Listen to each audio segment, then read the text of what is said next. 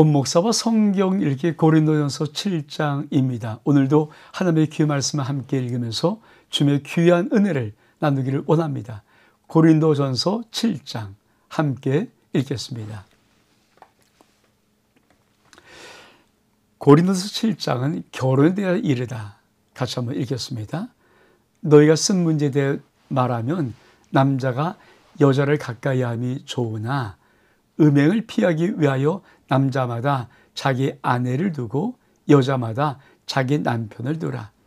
남편은 그 아내에 대한 의무를 다하고 아내도 그 남편에게 그렇게 할지라. 아내는 자기 몸을 주장하지 못하고 오직 그 남편이 하며 남편도 그와 같이 자기 몸을 주장하지 못하고 오직 그 아내가 하나니 서로 분방하지 말라. 다만 기도할 틈을 얻기 위하여 합의상 얼마 동안은 하되 다시 합하라. 너희가 절제 못함으로 말미암아 사단이 너희를 시험하지 못하게 하려 함이라. 그러나 내가 이 말을 함은 허락이 아니요 허락이요 명령은 아니니라. 나는 모든 사람이 나와 같이 갖기를 원하노라. 그러나 각각 하나님께 받은 자기 은사가 있으니 이 사람은 이러하고 저 사람은 저러 하니라. 이 고린도전서 7장의 문제는 특별히 결혼에 관한 문제입니다. 근데 여러분 먼저 전제를 들 것이 뭐냐면 이 고린도 교회 속에는 결혼을 해야 된다. 아니면 때가 많이 악하고 주님 오실 날이 혹시 가까울지 모르니까 결혼하지 않아야 된다. 이 의견이 분분했던 것 같습니다. 그래서 서론에 이렇게 말하는 것입니다. 너희가 쓴 문제에 대하여 말하면, 이 말의 의미는 지금 답변이라는 거예요. 그래서 우리가 한번 고린도서를 크게 나눌 때, 그렇죠?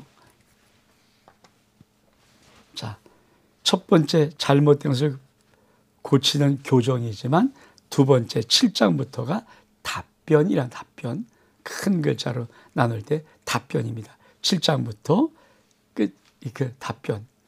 그래서 이런 부분들을 우리가 좀 알아야 합니다. 지금 그러니까 왜 이렇게 나가는가? 너희가 쓴 문제니까 어떤 편지를 받은 거게, 어떤 이렇게 문제를 받은 거겠죠. 그래서 거기에 대해서 이제 사도 바울이 답변하는데 특별히 결혼의 문제, 이 문제를 답하는 것입니다. 자, 그러면 사도 바울은 어떻게 결혼의 문제를 말할까요? 자, 남자가 여자를 가까이 아니함이 좋으나 사도 바울이 독신이야, 독신. 독신에서 독신을 주장하는 것이 아니라 사실은 그 당시에 초대교회는 정말 예수님이 일찍 오실 줄 알았어요. 그런 느낌. 예수님의 오심이, 다시 오심이 임박한 느낌. 그러니까 그때부터 말세였으니까 지금은 말세의 마지막 끝이라고 이야기하는 것이고, 시대 상황이 그땐 정말 그런 느낌들이 초대교회 굉장히 강했습니다. 그래서 사도 바울이 툭 말하는 것이 남자가 여자를 가까이 하지 아니함이 좋은데 언제 가까이 해야 되는가? 음행을 피하기 위해서. 그러니까 결혼의 문제 속에, 그쵸, 이 상가 대를 잇는 계대의 문제가 있을 뿐 아니라 결혼의 문제 속에는 또 한 가지 음행의 문제가 해결되는 문제가 있어요. 그러니까 남자마다 자기 아내를 두고 여자 남편을 두라. 그러면서 어떻게 말합니까? 자, 남편의 권리. 남편은 아내들 의무를 다하고 아내도 그렇게 해라. 근데 그 의무가 뭡니까? 아내는 자기의 몸을 주장하지 못하고 남편이 하고, 남편도 자기 몸을 주장하지 못하고 아내가 하라. 그러니까 아주 성경이 굉장히 구체적이죠. 남편에게 네 몸은 네 몸 아니야. 아내가 주장할 몸이야. 아내는 아내에게도 남편은 네 몸은 네 몸이야. 남편이 주장할 몸. 이건 굉장히, 여러분 성경에서 참 중요한 것은 결혼 생활의 합입니다. 합. 사실 이것이 신비, 부부의 신비잖아요. 부부의 성생활은 신비로움에서 불구하고 그것이 사실 모든 것을 덮는 어떤 한 부분이기도 하거든요. 근데 그것이 삐끗삐끗하면서부터 사실은 남자가 유혹을 받고 이런 것에 약간 빠지거든요. 그러니까 거룩의 부분을 따져 생각하면 야, 남자가 여자가 따로 있어야 되지. 물론 그것도 맞을 수 있어요. 그러나 사실 부부 간에는 부부의 하나됨이 정말 하나님의 아름다운 부부에게 허락하신 성의 신비로운 생활이라는 것. 이것을 성경에서는 이렇게 말하고 있습니다. 그러면서 뭐라고 말합니까? 분방하지 마라. 다만 기도할 틈을 얻기 위해서는 분방하되 다시 합해라. 이는 너희가 절제 못함으로 하냐 사단이 너희를 시험하지 못하게 하려 함이라. 근데 내가 이 말을 하면 허락이지 명령은 아니다. 그러면서 뭐라고 합니까? 나는 모든 사람이 나와 함께 독신이야, 독신. 사도 바울은 독신주의인데 독신같이 하기를 원한다. 그러나 사람마다 각각 은사가 다르다. 그러면서 또 뭐라고 말합니까? 자, 내가 결혼하지 아니한 자들과 과부들에게, 과부는 뭡니까? 사별한 자들이죠.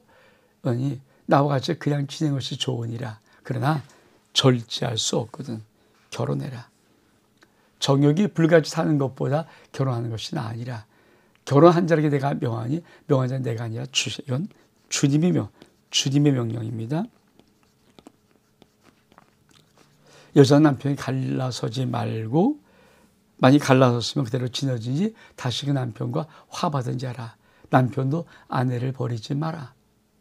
그 남의 사람에게 말하는 이는 주의 명령이 아니라 만약 어떤 형제에게 믿지 아니한 아내가 있어 남편과 함께 살기를 좋아하거든 버리지 말며 어떤 여자에게 믿지 않은 남편이 있어 아내와 함께 살기를 좋아하거든 그 남편 버리지 말라. 믿지 아니한 남편이 아내로 말미암아 거룩하게 되고 믿지 아니한 아내가 남편으로 말미암아 거룩하게 되나니 그렇지 아니하면 너희 자녀도 깨끗하지 못하리라. 그러나 이제는 거룩하니라. 혹 믿지 아니한 자가 갈리거든 갈리게 하라. 형제와 자매나 이론에 구될 것이 없느니라. 그러나 하나님은 화평 중에서 너희를 부르셨느니라. 아이된 자여 네가 남편을 구원할지 어찌할 수 있으며 남편 된 자여 내가 아내를 구원할지 어찌할 수 있으리요. 오직 각 사람에게 나오신 대로 하나님이 각 사람이 부르신 그대로 행하라. 내가 교회에 이같이 명령하노라. 여러분 참 우리가 중요한 것. 자, 어떤 말씀이냐면 자, 결혼하지 아니한 자들, 그러니까 처녀들이죠. 과부는 뭡니까? 사별한 자들이죠. 사도 바울은 툭 던지는 것이 뭡니까? 그냥 결혼하지 말고 나같이 지내는 것이 좋다.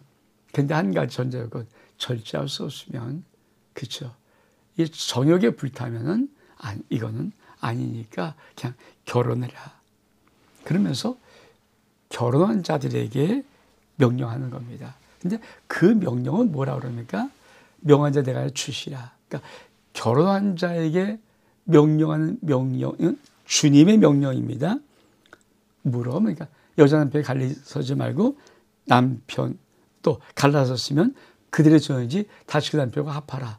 아니 남편도 그러니까 결혼한 자에게 명령하는 명령에 이건 주님이 명령한다는 거예요. 이용하지 말라.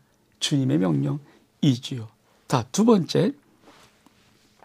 자, 그 나머지 사람들에게 내가 명한다. 이는 주의 명령이 아니라는 겁니다. 그러니까 요 이하의 부분은 그렇죠. 사도 바울의 사견, 생각일 수 있는데 주님의 뜻에 따라서 생각해 본 생각입니다.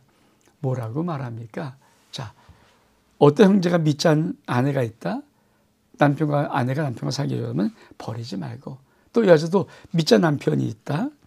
남편이 아내와 살기를 여자가 아내와 살기로 하거든 그 남편 버리지 말라.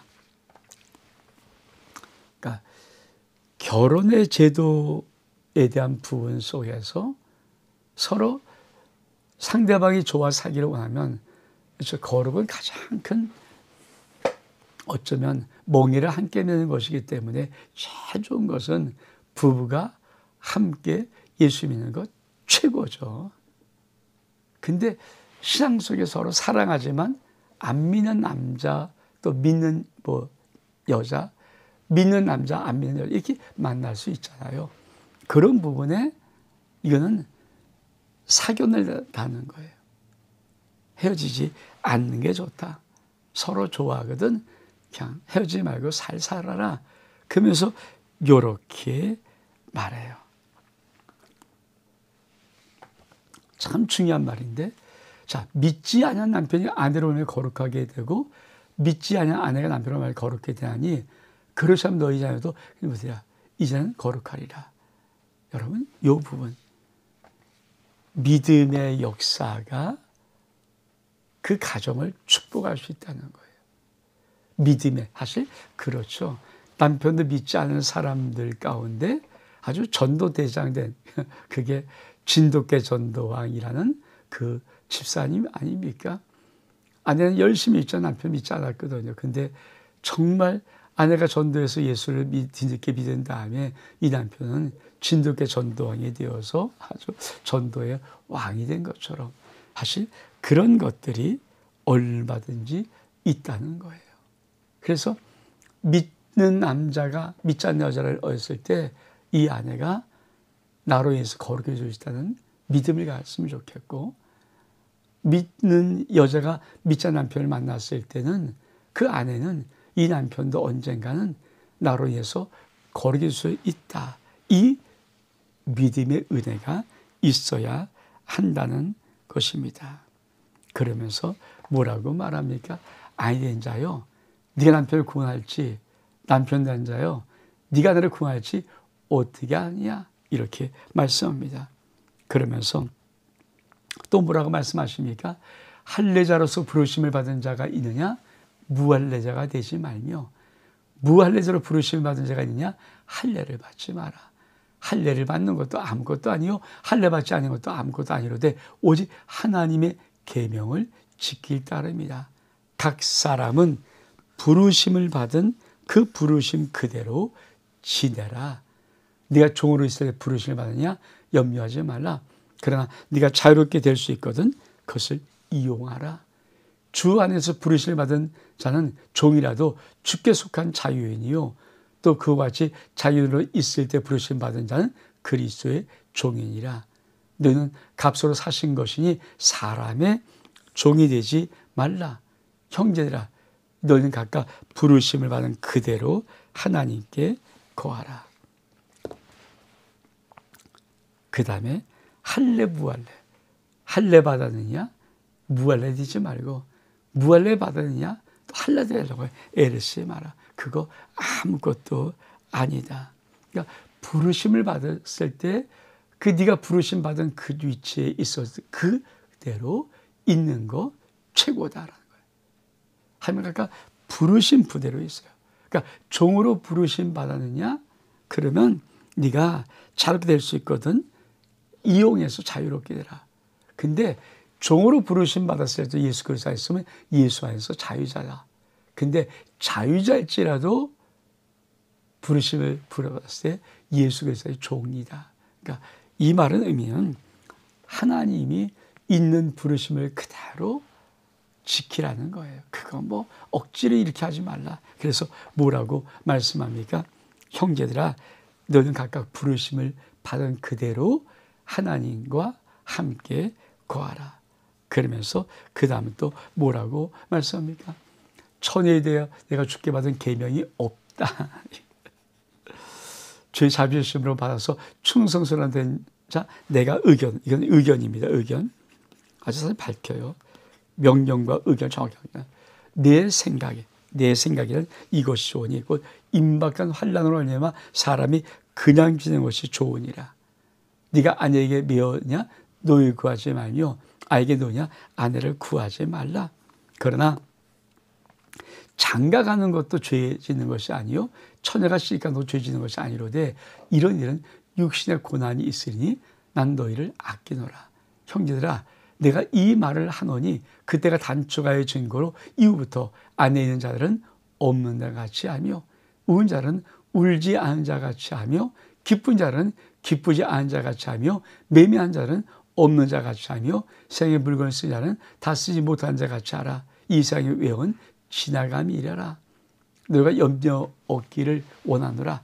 장가가지 않은 자는 주의 일을 염려합니다. 어찌하여 이를 기쁘시게 할까 하되 장가간 자는 세상 일을 염려하여 어찌하여 아내를 기쁘시게 할까요? 마음이 갈라지며 시집가지 않은 자와 처는 주의 일을 염려하여 몸과 영을 다 거룩하게 하려 하되 시집간 자는 세상 일을 염려하여 어찌하여 남편을 기쁘시게 할까 하느니라. 내가 이것을 말하면 너희 유익을 위함이요 너희 올무를 노려함이 아니니 오직 너희를 하여금 이치에 합당하게 하여 흐트러지 없이 주를 섬기게 하려 함이라. 그러므로 만일 누가 자기의 약혼녀에 대한 행동이 합당하지 못한 줄 생각할 때 그 약혼녀의 혼기도 지나고 그같이 할 필요가 있거든 원하는 대로 하라.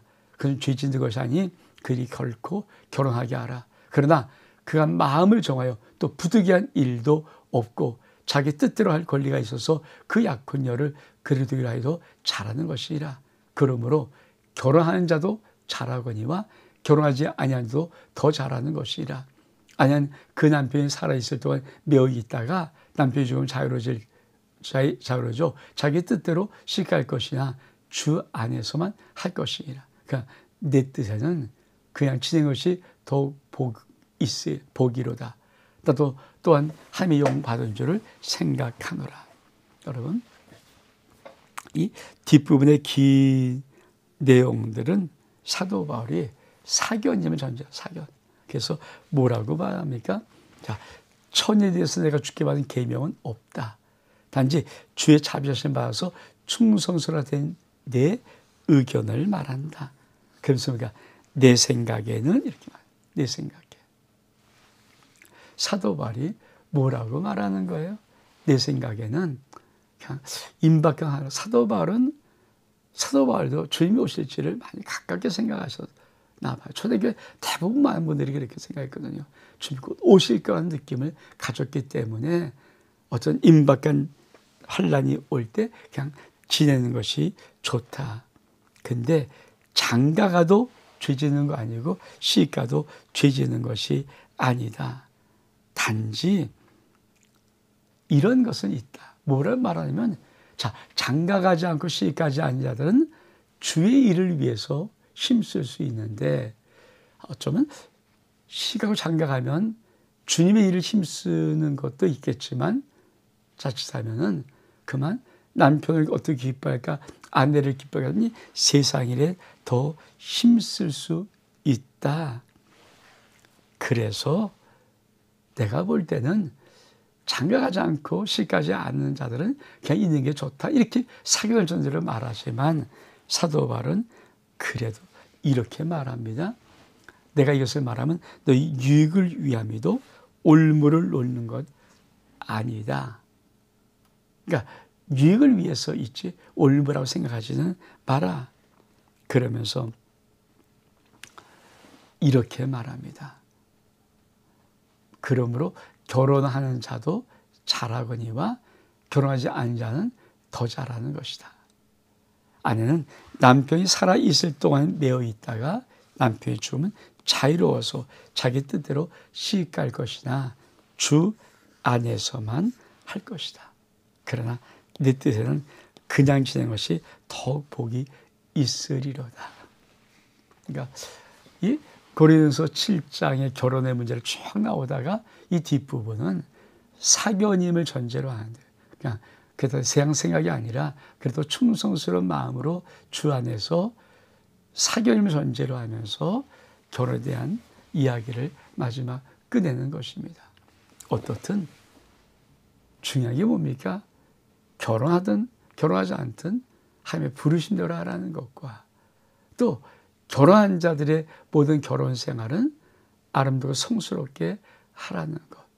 그리고 참 중요한 것. 아내의 몸은 남편이 주장할 수 있도록 남편의 몸은 아내가 주양할 수 있도록 하는 이 참 귀한 성스러운 신비로운 성생활의 문제를 이 고린도서 7장은 말하고 있습니다. 어쩌면 고린도서 7장은 우리들에게 결혼 생활에 대한 깊은 이야기를 합니다.